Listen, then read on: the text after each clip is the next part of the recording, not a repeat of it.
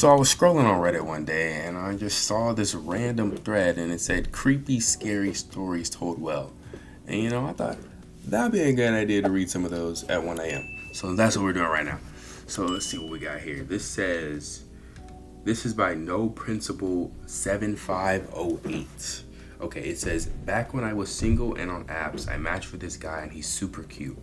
He had a shirtless mirror selfie, which was usually a hard pass for me, but he seemed sweet, nerd/nerdy, so I talked to him. He tells me how he's really worked on his body because he's heavy, growing up, and really awkward with women. I'm thinking, he doesn't realize he's hot.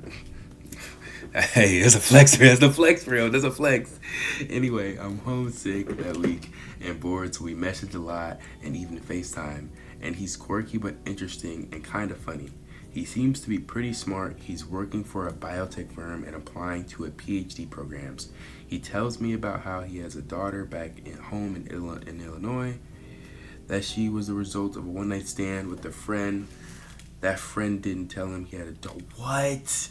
That friend didn't tell him he had a daughter until she was 5, and that he barely gets to see her because she's being raised by the mom's friend. What the fuck? He wanted to meet soon. I just like talking too much before meeting, but like I said, I was sick and agreed to a late movie because it was midweek and neither of us had a ton of time, and we walked, so they already walked so much. Oh my fucking god, read right. We talked so much already, I kind of just wanted to be physically in the same room to see if there was chemistry. We met at the theater, had a couple of drinks at the movie, and it was fine, and I was attracted. Okay. She put a whole novel in here. One thing, movie date is terrible. Like, first date, okay, I'm hypocritical. Now, I went on my first date to the movie, but I already previously knew the girl. We were already friends, so you don't necessarily, it doesn't count. But if you don't know them and you're trying to get to know them and see if you're attracted, why would you go to a movie? Doesn't make sense. But it is what it is. He obviously put on game, but let's see what happened. Second date is okay, but I'm feeling a little off. Something just feels funny, and I'm thinking this isn't going to be more than a friends thing. We end up going to his place to watch Blade Runner, and I'm uncomfortable within the first minute. His apartment has weird vibes, like super disorganized, and he's hung an old beach towel on the wall for decoration. What? We sit down and start the movie, and I'm getting more and more uneasy. He leans over to kiss me, and I kiss back for a second, but then I tell him I'm not ready for that, and can we please slow it down? He says that's fine and stops the movie. I look at him like, then he proceeds to tell me he's in love with me. He dumped his long-time fiance who lives in Illinois to be with me, and that he would like us to move in together ASAP and try to have a baby. Whoa. I think he's joking at first, but I quickly realized he isn't. He asked me if I will say I'm his girlfriend out loud, which I do because I think about true crime and which I do because I think about true crime. I watch and I don't want him to murder me. I feel like I show him I'm scared he's gonna freak out, and then he asks me if I'm ovulating right now because it turns him on. Oh my god, she's cooked. This dude's a fucking freak show. I fake yawn and tell him I'm exhausted and it's a work night and I really want to see him tomorrow. So I'm just going to go home and get some rest. He looks totally crestfallen but says okay.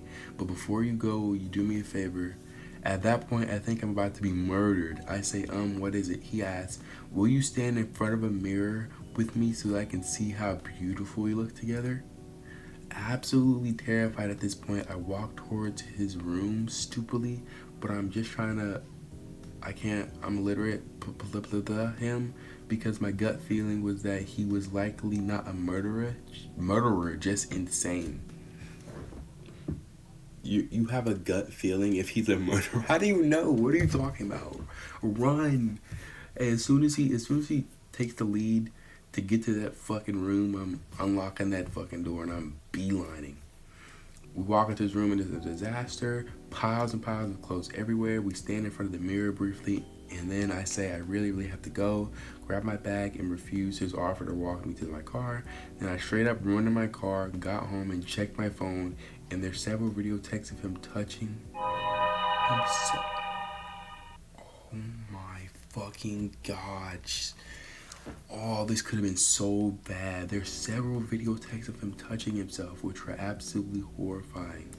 I shudder thinking of them. Now I realize that the reason he isn't in his daughter's life is because the mother realized he was disturbed and she had a very good reason to keep him in the dark. I get nauseated just thinking about him. I quit dating for a while and never put myself in another situation like that again. Well, I mean, at least she learned from the situation, but good fucking God, that dude's a weirdo. I need to start looking right there. Y'all are right there, not there. I need to look right there. But that dude's a fucking weirdo. She really stopped dating because of him. That nigga jacked off and sent it to her. He fucking had a messy ass room talking about we need to have a baby. Da da da da da da. Oh my God, man. We need to get him locked up. Leave him locked up. Alright, we have another story by C. Galen B. I grew up on a farm with a long dirt lane. The only way in. I have always enjoyed walking up to the lane because it was so quiet and peaceful. There were a few newer houses back the lane, but most of the time I was completely alone. When my grandmother was diagnosed with cancer, my mom had a double wide trailer put in for her at the top of the lane so she could help her. I lost my place. Fuck. Always help her with her care. Grandma planted her last live Christmas tree beside the trailer and babied it. Something funny, after she died, my brother bought the few acres of her trailer, was built on, and a house there, being careful not to hurt Grandma's tree.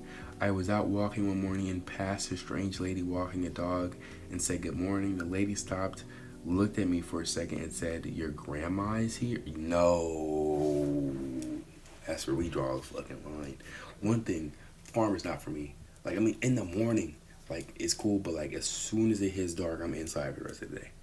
You're not gonna catch me outside alone on a farm walking a fucking trail. Fuck no. I was confused, but I assumed she must have known her and didn't realize she had passed. I told her that I was sorry, but my grandma had passed some time ago.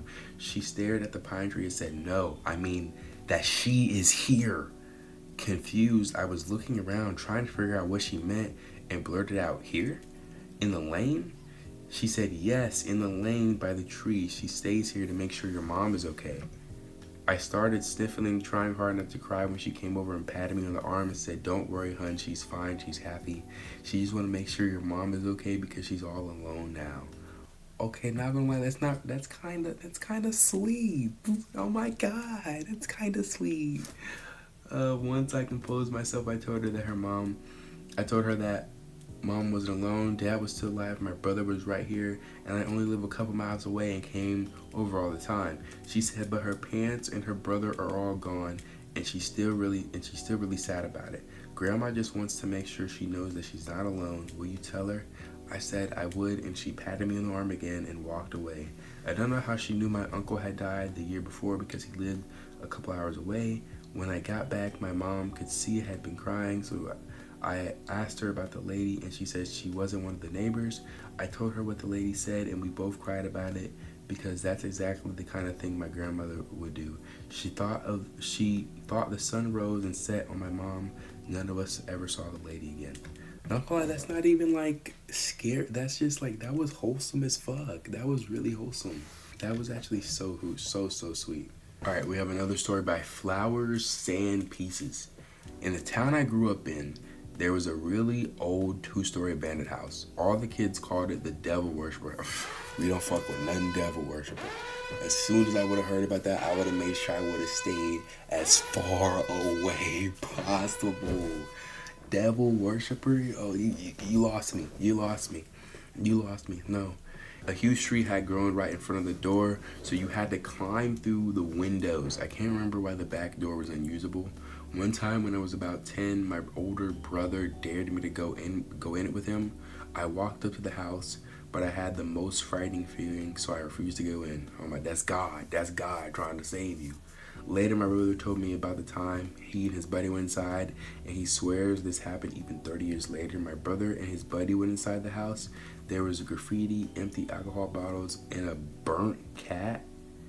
The buddy ran up to the second floor and saw a large cross wrapped in toilet paper. That deadass might have been like a fucking devil worshiper house. What the fuck? So he beckoned for my brother to come upstairs. The stairs had landing halfway up before they continued up in the opposite direction. My brother said he started running up the stairs and he went up at least 6 flights of stairs, but he could never reach the top/second floor. He went down one single step and was suddenly at the very bottom. This freaked him out, so he ran out the house as fast as he could. But the shit was like fucking, I don't know what that, it ended like what.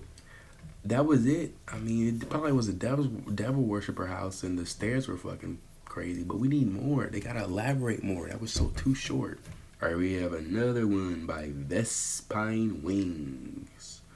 Now, I already just seen it. This already just pissed me off. My dad used to get pissed at me for leaving the front door unlocked after I come home late at night.